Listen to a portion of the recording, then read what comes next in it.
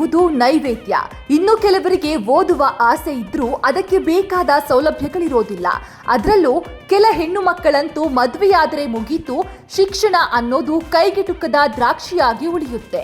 ಆದರೆ ರಾಮನಗರದ ಯುವತಿಯೋರ್ವಳು ತಾಳಿ ಕೊರಳಿಗೆ ಬಿದ್ದ ಮರುಕ್ಷಣವೇ ಪರೀಕ್ಷಾ ಕೊಠಡಿಗೆ ಧಾವಿಸಿ ಪರೀಕ್ಷೆಯನ್ನ ಬರೆದು ಎಲ್ಲರೂ ಹುಬ್ಬೇರುವಂತೆ ಮಾಡಿದ್ದಾಳೆ. ಆ ಮೂಲಕ ಮದುವೆಯಷ್ಟೇ ಒಂದು ಹೆಣ್ಣಿಗೆ ಮುಖ್ಯವಾಗಿರೋದಲ್ಲ, ಶಿಕ್ಷಣ ಎಂಬ ಸ್ಪಷ್ಟ ಸಂದೇಶವನ್ನ ಸಾರಿದ್ದಾಳೆ.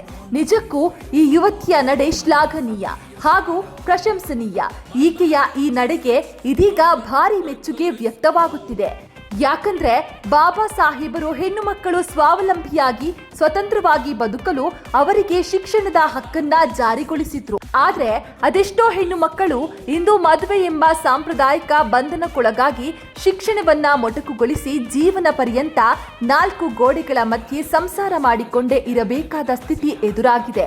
ಅದರಲ್ಲೂ ಗ್ರಾಮೀಣ ಭಾಗಗಳಲ್ಲಿ ಹೆಣ್ಣು ಮಕ್ಕಳು 10ನೇ ತರಗತಿ ಓದುವುದೇ ಹೆಚ್ಚಾಗಿದೆ. ಇಂತಹ ಪರಿಸ್ಥಿತಿಯಲ್ಲಿ ಯುವತಿಯೋರ್ವಳು ತನ್ನ ಮದುವೆಯ ದಿನವೂ ಪರೀಕ್ಷೆಗೆ ಕೊಟ್ಟಿರುವ ಆದ್ಯತೆ ಹಾಗೂ ಪ್ರಾಮುಖ್ಯತೆ ಇಡೀ ಹೆಣ್ಣು ಕುಲಕ್ಕೆ ಕಳಶವಿಟ್ಟಂತಾಗಿದೆ. ಇದಕ್ಕೆ ಸಾಕ್ಷಿಯಾಗಿದ್ದು ರೇಷ್ಮೆ ನಗರ ಎಂದೇ ಖ್ಯಾತಿಯಾದ ರಾಮನಗರ ಜಿಲ್ಲೆ. ರಾಮನಗರದ ಶಾಂತಿನಿಕೇತನ ಕಾಲೇಜಿನಲ್ಲಿ ಧನುಶ್ರೀ ಎಂಬ ಯುವತಿ ಎಂ.ಕಾಂ ಓದ್ತಿದ್ರು.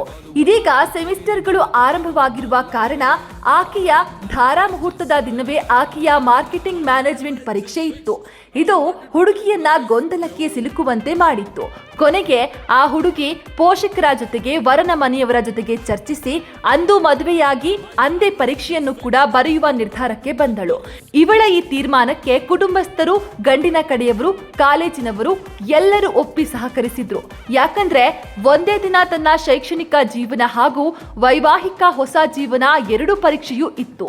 ಇದು ವಧುವಿನ ಪಾಲಿಗೆ ನಿಜಕ್ಕೂ ಅಗ್ನಿ ಪರೀಕ್ಷೆಯಾಗಿತ್ತು. ಆದ್ರೆ ಆ 2 ಪರೀಕ್ಷೆಗಳನ್ನ ನಿರಾಯಾಸವಾಗಿ ಎದುರಿಸಿದ ಧನುಶ್ರೀ ಎಲ್ಲರ ಮೆಚ್ಚುಗೆಗೆ ಪಾತ್ರರಾದರು.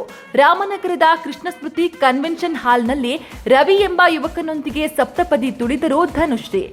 ಕೊರಳಿಗೆ ಮಾಂಗಲ್ಯ ಬಿಗಿದು 3 ಗಂಟು ಬಿದ್ದು ತಲೆಯ ಮೇಲೆ ಅಕ್ಷತೆ ಬಿದ್ದು ಗಟ್ಟಿ ಮೇಳ ಕೇಳುತ್ತಿದ್ದಂತೆಯೇ ರವಿ ಹಾಗೂ ಧನುಶ್ರೀ ಸತಿಪತಿಗಳಾದ್ರು. ಆ ಸಂಭ್ರಮ ಸಡಗರದ ನಡುವೆ ತನ್ನ ಪರೀಕ್ಷೆಯನ್ನ ಮರೆಯಲಿಲ್ಲ ಧನುಶ್ರೀ. ಮಾಂಗಲ್ಯ ಧಾರಣೆಯ ಬಳಿಕ ಮನೆಯವರಿಗೆ ಗಂಡನಿಗೆ ಪರೀಕ್ಷೆ ಬರೆಯಲು ಹೋಗೋದಾಗಿ ತಿಳಿಸಿದ್ರು. ಇದಕ್ಕೆ ಎಲ್ಲರೂ ಒಪ್ಪಿ ಧನುಶ್ರೀ ಪರೀಕ್ಷೆ ಬರೆಯುವುದಕ್ಕೆ ಹೋಗಲು ಸೂಕ್ತ ವ್ಯವಸ್ಥೆಯನ್ನ ಕಲ್ಪಿಸಿದ್ರು.